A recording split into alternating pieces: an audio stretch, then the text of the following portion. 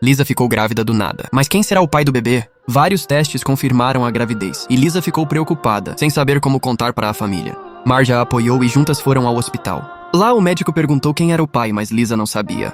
Então, os Simpsons recorreram a um programa de TV para descobrir. O show encontrou 3 possíveis pais. O primeiro teste de DNA mostrou que Martin não era o pai, para alívio dele. Milhouse, que sempre quis ser pai, também não era o pai da criança. Assim, a última possibilidade era Ralph, que ficou muito feliz com a notícia. Enquanto isso, a vida de Lisa mudou bastante. Suas notas começaram a cair, e a lei não permitia o aborto. Ela passou por dias difíceis, e num momento de desespero, deixou uma carta e fugiu para uma vila pobre. Lá, tentou interromper a gravidez numa clínica não oficial, mas Ralph, seu pai e os Simpsons chegaram a tempo de impedir. Lisa teve que seguir com a gestação, e Ralph, apesar das circunstâncias, tornou-se um pai presente. O bebê cresceu cercado pelo amor da família. Ralph, com o tempo, virou policial, e o casamento dele com Lisa é feliz. A filha deles é adorável e parece muito com a Maggie.